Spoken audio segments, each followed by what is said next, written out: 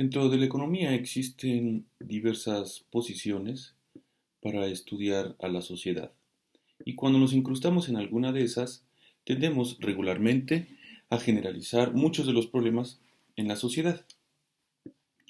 Hola, ¿qué tal? Mi nombre es Israel Dolarte George y el día de hoy vamos a ver el capítulo 4 del libro Filosofía y Economía de Mario Bunge. El capítulo lleva por título Teorías y modelos económicos. En este capítulo, Mario Bunge lo que hace es estudiar y criticar buena parte de las teorías de la economía y cómo éstas se convierten en modelos.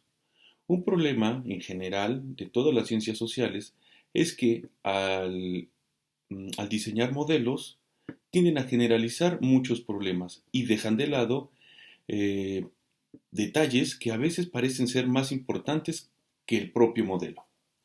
Bunge dice que una teoría es un sistema de proposiciones, fórmulas, unidas por la relación de deductibilidad y un asunto en común. Algunos economistas creen que las teorías que ellos manejan son edificios puramente lógicos o matemáticos mientras no se les agreguen datos. En concreto, para el caso de la economía, tenemos una realidad muy compleja. Si ustedes voltean a ver la realidad, va a ser difícil que la puedan describir en al menos o el máximo 2 o 3 cuartillas de una libreta, de un trabajo. Entonces lo que hacemos los economistas es reducir la realidad, por eso dice Bunge, reductibilidad, a pocas variables que cada corriente, cada escuela cree que son las más importantes. Los modelos entonces son sistemas de hipotético-deductivos y se refieren a partes o aspectos del mundo natural o social. Si ustedes, por ejemplo, tuvieran que modelar a su familia, ¿sí?, tendrían que describirla con 3 o 4 aspectos, ¿sale? Y por supuesto, esos 3 o 4 aspectos serían los más importantes. De otra forma, si describen a su familia tal y como es, ¿sí? Si la describen con todos sus puntos, seguramente no les van a alcanzar las libretas, ¿no? Por ejemplo, para el caso de la economía keynesiana, ellos reducen la economía a 5 elementos. Primero, la producción, que la vamos a poner como Y. La producción es algo así como el PIB, el Producto Interno Bruto, ¿sale? ¿De qué depende el Producto Interno Bruto? Bueno, Y es igual, o sea, el PIB, al consumo, ¿sí? El consumo de las familias, todo lo que nosotros consumimos, por supuesto, que impacta en el PIB, más el consumo de las empresas, que le vamos a llamar inversión, más el consumo del gobierno, que le vamos a llamar gasto público, más el consumo del sector externo, que le vamos a llamar exportaciones netas. Si se dan cuenta, estamos dejando de lado muchas variables y para los keynesianos estas son las 4 más importantes. La inversión, el consumo de las familias, el gasto del gobierno, las exportaciones netas, que dan como resultado el PIB. Y entonces, a partir de ese modelo, se empiezan a hacer estudios de cómo se comporta la economía en particular. En cambio, por ejemplo, para el marxismo, existen 2 elementos importantes para estudiar toda economía: las clases sociales, y estas son la burguesía y el proletariado. Si se dan cuenta, ambos modelos, como diría Bunge, reducen la realidad. Cada uno escoge las variables que cree más importantes. No se puede criticar al modelo por ser reducido, sino por el tipo de variables que elige. ¿Sale? Por eso repito, si ustedes tratan de caracterizar algo, tratan de explicar algo, lo van a tener que reducir a sus elementos más importantes. De hecho, por ejemplo, en la medicina lo que se hace es lo mismo. Las enfermedades, ¿sí?, lo que hacen es, o más bien el estudio de las enfermedades es el estudio de un elemento del cuerpo humano, ¿no? O sea, un cuerpo está enfermo, sí, pero tenemos que saber de qué, y para eso reducimos el estudio a el hígado, el riñón, el intestino, etcétera. Bueno, los modelos tienen un dominio más angosto que las teorías. O sea, la teoría es algo general, el keynesianismo. El modelo es más pequeño. Y es igual a C más I más G más XN. Este es un modelo. Son representaciones muy idealizadas de su objeto de estudio. O sea, ellos creen que esa es la parte importante de la realidad. No digo que no tengan razón. Lo que quiero hacer énfasis es que cuando digo ellos creen es porque les quiero dar a entender que existen diferentes ellos creen, ¿no?, que son las diferentes teorías. Bien, y los modelos pueden no contener leyes. Hay un cuento muy bonito de Jorge Luis Borges, perdón, que se llama Del rigor en la ciencia. Ustedes búsquenlo y léanlo. Me voy a permitir leerlo aquí, pero sí me gustaría que ustedes lo leyeran por su cuenta para que lo puedan apreciar. Repito, el cuento se llama Del rigor en la ciencia de Jorge Luis Borges. Dice más o menos así. En aquel imperio, el arte de la cartografía logró tal perfección que el mapa de una sola provincia ocupaba toda una ciudad y el mapa del imperio toda una provincia. Con el tiempo, estos mapas desmesurados no satisfacieron y los colegios de cartógrafos levantaron un mapa del imperio que tenía el tamaño del imperio y coincidía puntualmente con él. Menos adictas al estudio de la cartografía, las generaciones siguientes entendieron que ese dilatado mapa era inútil y no sin piedad lo entregaron a las inclemencias del sol y los inviernos. En los desiertos del oeste perduran despedazadas ruinas del mapa, habitadas por animales y por mendigos. Y en todo el país no hay otra reliquia de las disciplinas geográficas. Este cuento lo que nos quiere decir es que los modelos no pueden ser exactos. Vamos a retomar un poco la idea del cuento y después lo pasamos a lo que nosotros tratamos de explicar con respecto a los modelos. Bien, el cuento, muy bonito, lo que nos dice es que en el imperio había cartógrafos que empezaban a hacer mapas del mismo, ¿no? Del imperio. Y entonces se daban cuenta que esos mapas eran inexactos, ¿no? O sea, sí estaban bien hechos, pero a lo mejor olvidaban algunos detalles de algunas calles, ¿no? No sé, una curva, un bache, un perro durmiendo. El hecho es que conforme iba pasando las generaciones, o iban pasando, esos mapas los fueron haciendo más exactos, para que la gente, eso ya es mi intuición, no sé, para que la gente no se perdiera, o a lo mejor para poder contemplar mejor la ciudad. Entonces le vas agregando variables al mapa, ¿no? Calles más angostas, a lo mejor más detalles, etcétera, de tal suerte que el mapa quedó tan exacto, describía tan exactamente la realidad, que el mapa quedó del tamaño del imperio. Y entonces quedó en desuso, era inútil. Imagínense ustedes que van a una ciudad que desconocen y les venden un mapa, y ese mapa es del tamaño de la ciudad. Pues yo creo que no es muy útil ese mapa, ¿no? Sí, sí, seguramente ya se están riendo también, espero haberle sacado una sonrisa. Pero así de absurdo es tratar de hacer un modelo económico del tamaño de la realidad de la economía. No puedes tener todas las variables económicas. Imagínense un modelo económico que tome en cuenta el comercio informal, la producción, las familias, el gobierno, la corrupción del gobierno, la delincuencia organizada, mm, la corrupción en el sector privado, no sé, todas las variables que ustedes me quieran decir y que seguramente estuvieron pensando al momento de estarles describiendo el modelo. Y entonces les va a quedar algo muy complejo que al final es la realidad y no lo van a poder estudiar. Por eso es que se hacen los modelos, ¿sí? Para poder sacar lo más importante y entender cómo funciona en esencia la realidad.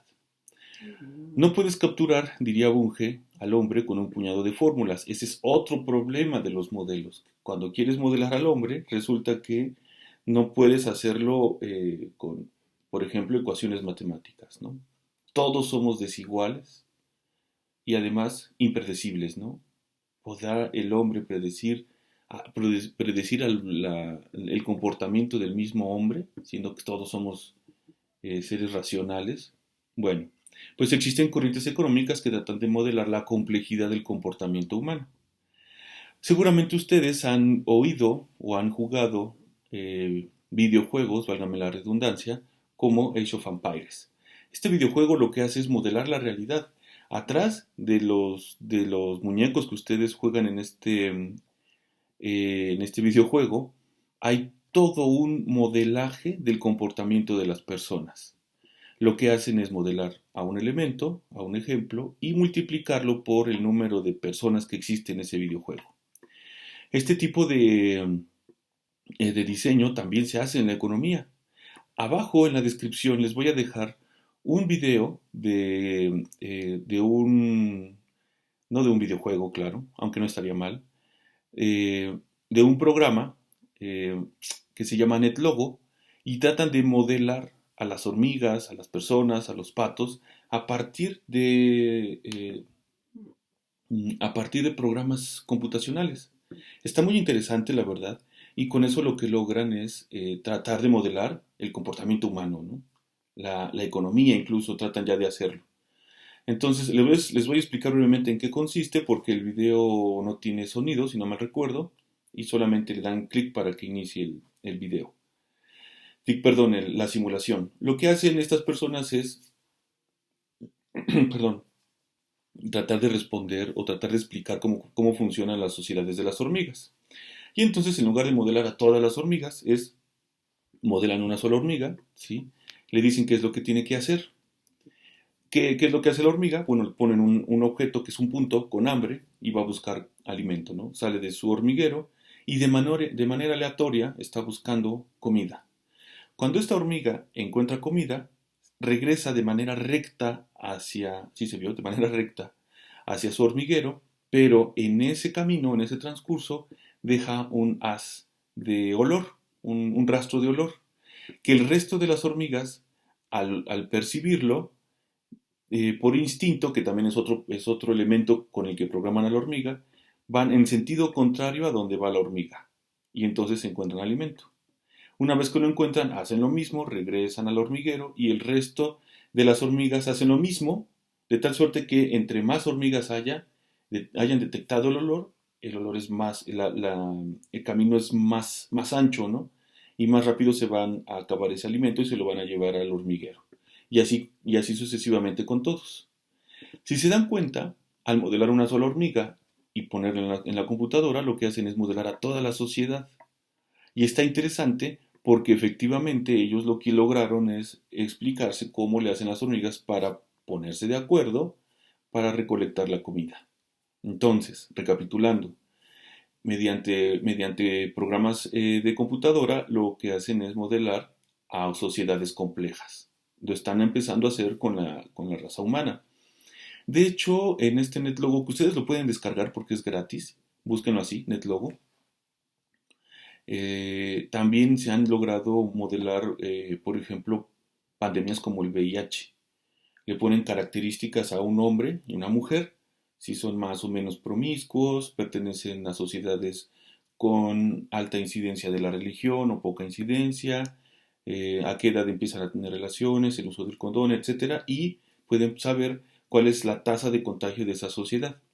Interesante, ¿no? Pero si se dan cuenta, al final de cuentas, si se dan cuenta, perdón, solo son modelos. Les repito, abajo en la descripción les dejo el video de las hormigas y ustedes lo analizan. En la realidad también funciona así. Cuando ustedes egresen de la facultad, por lo regular, al recién egresado le cuesta conseguir empleo. Eso es una realidad, es casi una ley, no se vayan a asustar, a todos nos pasó. Pero al igual que las hormiguitas, en cuanto uno de tus amigos empiece o haya encontrado trabajo, ¿qué es lo que va a hacer? Supongamos que en el trabajo le digan, oye, ¿sabes qué? Necesito otro ingeniero, necesito otro economista, otro administrador. ¿Sabes de alguien? Porque en los empleos por lo regular buscan personas también que sean de confianza. Sí, claro. Y entonces, ¿qué es lo que va a hacer esa persona? Pues hablarle a sus más allegados, ¿no? Y entonces empieza a jalarlos para trabajar. Y esas personas a su vez empiezan a jalar a los demás. De tal suerte que, por ejemplo, les digo por experiencia, a veces te hablan, oye, me voy de este trabajo, me están diciendo que recomiende a alguien, tú puedes, y a veces sí tienes que decir que no. Afortunadamente, porque llega un punto en donde ya puedes conseguir trabajo. Y me estoy desviando un poco, pero sí lo que les puedo decir es que, por favor, después de egresar, tengan paciencia y no se desesperen. Es lo mismo, ¿no? Pero bueno, regresando ahora sí. Y entonces así se modela cómo la gente consigue trabajo, ¿no? Y entre más lejos estés de las personas que tengan trabajo, más difícil va a ser que tú tengas trabajo. Y viceversa. Por ende, tienes que hacer redes, ¿no? Actualmente las redes sociales no solamente son Facebook, Instagram o TikTok, sino también existe LinkedIn, que es una red social para buscar trabajo. Tú subes ahí tu currículum y te empiezas a conectar con personas, igual que Facebook, que conoces. LinkedIn te dice, mira, aquí también está tu amigo de tal, está un primo que está un poco lejos, etcétera, y te avisa cuando tienen trabajo y tú tienes que actualizar cuando tienes trabajo para empezar a armar redes, ¿no? Y que sea más más probable que uno pueda conseguir trabajo. Entonces, desde una percepción holista, ya regresando al tema, todo está interconectado con todo, por lo que se debe empezar el estudio de la realidad desde los sistemas, ¿no? Serían estas teorías. Para los positivistas, los modelos deben ser resultado de los datos sin anteponer alguna teoría. Bueno, espero que haya quedado claro el capítulo de Bunge. Me parece interesante cómo él retoma lo que es un modelo y una teoría. Y precisamente esas son las dos preguntas que tienen que responder después de este video. ¿Qué es un modelo y qué es una teoría? ¿Y cuál es la desventaja y ventaja de hacer modelos para estudiar la realidad económica? Y nos vemos en la sesión en vivo. Ya solamente falta un video. Vamos a hablar sobre políticas económicas y posteriormente hacemos el recapitulado de todo. Fue un placer haber estado con ustedes. Nos vemos en la siguiente entrega. Soy el profesor Israel Dolarte para servirles. Adiós.